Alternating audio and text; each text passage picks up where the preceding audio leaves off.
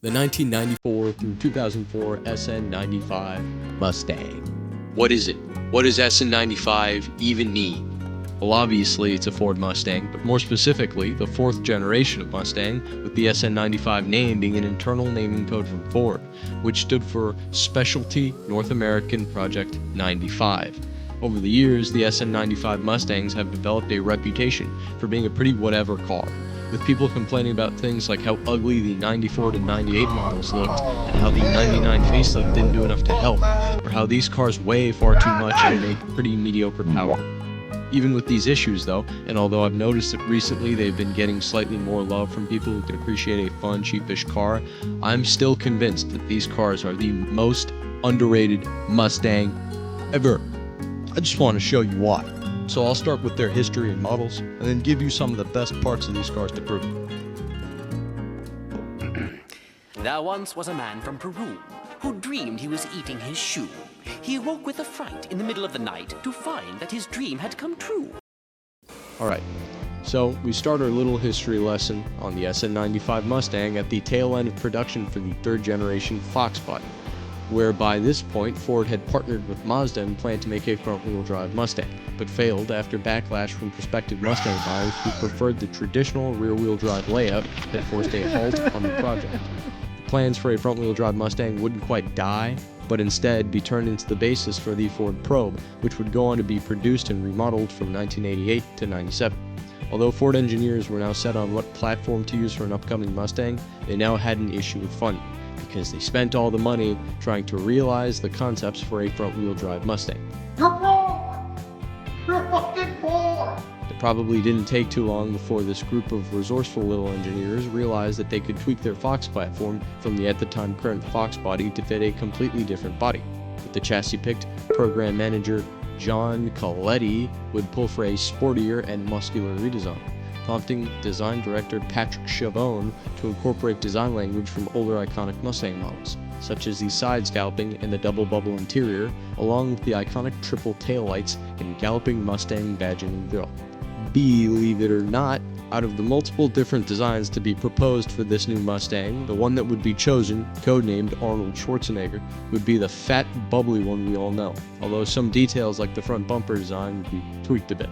Within 1993, all of the details would be buttoned down, and in December of 93, the SN95 would be released to the public, immediately being crowned Car of the Year by Motor Trend. The first model to be released would be the base model, and the base Stang would come equipped with an iron and aluminum 3.8-liter SXV6 that made 145 horsepower with 215 pound-feet of torque, which you could get with either a Ford AODE 4-speed auto or a BorgWarner T5, a 5-speed standard manual transmission. In January of 94, the GT name would come back with the same 302 small block V8 from the previous Mustang GT, paired with the T5. For SN95 models, all cars came standard with 4-wheel disc brakes and the option of ABS for V6 models, while it was standard on all the V8s. All cars came equipped with McPherson strut suspension up front, with a solid axle and 4-bar link in the back. The 94 model year also introduced a Cobra model, which initially shared the same 302 V8 as the previous GT, but had different cams, injectors, and heads, as well as a different intake, meaning it made 240 horsepower. Not too much. And of course, with more aggressive body style. It also came with bigger brakes and special suspension components specific to the Cobra. There was also the even more aggressive Cobra R, which used the 5.8 Windsor instead of the 302 small block, making 300 horsepower and 365 pound-feet of torque. This 5.8 would be mated to a Tremec 3550, and Ford would make this fat behemoth cut some weight by deleting the radio, power windows, fog lights, and back seats. To top it all off, the R would get a revised suspension setup from the standard Cobra. Ford was so serious about this car being pushed to its limits that they made you prove that you either owned a racing team or you had a valid racing license before they sold it to you. In our Lord's year of 1996, Ford would kill the 302 Windsor motor and implement the use of their new modular engine architecture, meaning that models such as the GT and Cobra would transition to use the Mod 4.6, with the use of either 2 valves per cylinder on standard GT models or 4 valves per cylinder for Cobra models. 96 through 98 Mustang GTs would make the same sort of power as when they had the 302, that being 215 horsepower and 285 pound-feet of torque. The Cobras would now make 305 horsepower and 300 pound-feet of torque. In 1998, Mustang GTs and Cobras would both use the Borg-Warner T45. Short side note, originally the T5 that came with new 93 Mustangs was made by Borg-Warner, but when B-Dub shut the doors on their manual transmission department around 97, Tremec would step in to fill the gap by buying the rights to produce the T5 and the T45. Another change to come around in 98 would be a power boost of 10 horsepower and torque boost of 5 foot-pounds for the standard 4.6 in the GT models, as a result of a PCM and fuel system upgrade. The biggest overall change for the SN95 would come in 1999, with an exterior redesign and a motor revision. The new body style would henceforth be called the New Edge, and with the new body, the engines offered would get a boost in power. For the 4.6, this meant a new set of performance-improved heads and a redesigned intake manifold, allowing for a stock Mustang GT to produce 260 horsepower and 302 pound-feet of torque. For the 3.8 V6, there were two boosts in power. One was a new split puller injection system in 99, and the other was the addition of intake manifold runner control in 2001. This led the 3.8 V6 models to develop 193 horsepower by the end of their run. The last year of production for the SN95 saw the 3.8 V6 being swapped for a 3.9, although they had identical performance metrics.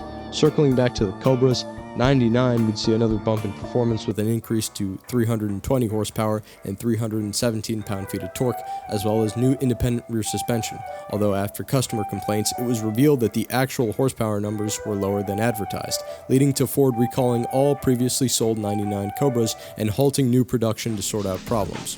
The year 2000 brought along a new and much improved version of the Cobra R, making 385 horsepower and 385 pound-feet of torque by using a modular 5.4-liter engine. This is possibly one of the most desirable Mustangs to ever be produced.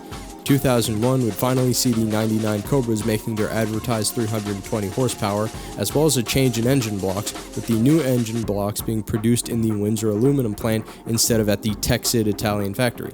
There was also another transmission change, as all the cars that came with a T45 would all switch over to a Tremec TR3650. A new trim would also come along in 01, being the Bullet, which was essentially a GT with a better exhaust, better suspension, and brakes from the Cobra, as well as a different intake, giving it 5 horsepower over the standard GT. Note that on the Bullet, US cars didn't have fog lamps and came with a special set of torque thrust wheels, as well as special paint options. The end of the SN95 era would begin in 2003, in the form of the 4-valve 4.6-liter supercharged monster we all know as the Terminator.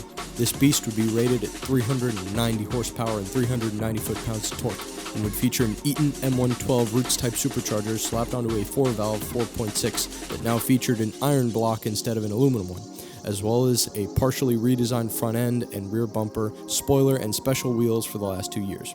This very healthy amount of power would be delivered through a Tremec T56, giving the Terminator a 4.5 second 0 to 60 and 6 gears. After the Terminator would be the Mach 1, a special edition car with a 4-valve 4.6 and a special Ram Air shaker hood intake and Cobra heads that made 305 horsepower. It was made as a callback to the original Mach 1s from 68 or 69, which you could also get with a shaker hood. To top it all off, you got special Mach 1 specific wheels, special decals, a chin spoiler, and upgraded suspension like what the Bullet had, with beefier subframe connectors for rigidity. In June of 03, it was Ford's 100th anniversary, and so a special edition Mustang would be released. Just one color option came with it, that being black, and special interior decorations and exterior badging. 2004 saw the 40th birthday for the Mustang name, and so to celebrate, the final special edition of the Mustang would be released as both a V6 or V8 option. This gave you special badges, special floor mats, folding mirrors from the Terminator, a tan cloth soft top, special beige Bullet wheels, special stripes, and special paint options. This would mark the end of the SN95's long and beautiful life before the introduction of the all-new S197 the following year. From the first few years of the SN95's production all the way to the end, these cars became a common sight on tracks and in motorsports events, with hundreds of Mustangs joining SCCA and IMSA racing events. And even now, you can find a fair few knocking around tracks and showing just how well a 20-something-year-old car can handle when you set it up right. And that is where the story of the humble SN95 Mustang ends. So up to this point, I've explained to you what made them so relevant back then. But what makes them relevant now? Well, there's a few things. Here's my personal list. Number 1, they're still pretty cheap. You can still find plenty of examples all over the US of A that are under or around $5,000. I would know. I own one. I got it for 4,300 buckaroos, and it came with power seats, mirrors, an upgraded sound system from factory, and leather seats, as well as a 5-speed standard transmission and a V8. Number 2, the motor and the parts are usually very, very reliable, and you can spot these SN95 Mustangs going far beyond 200,000 miles. And if something does break, parts are really easy to find because they're in a ton of different Ford cars.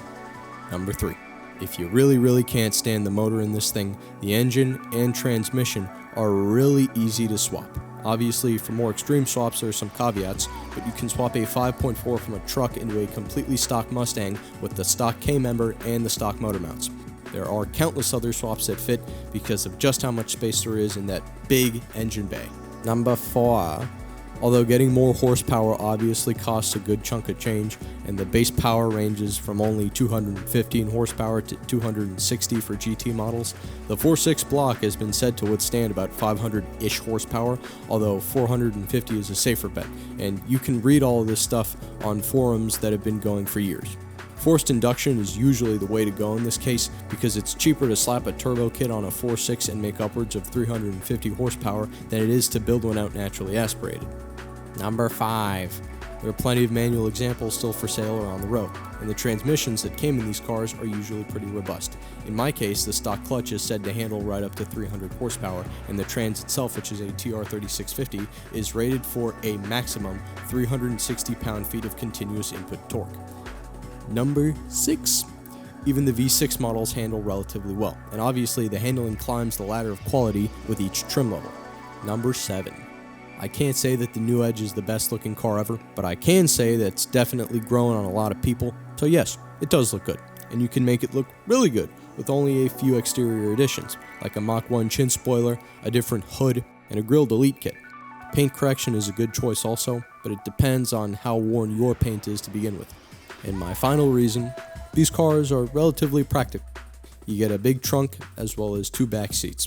Although the back seats are small, it definitely is nice to have so much storage space in such a fun little car.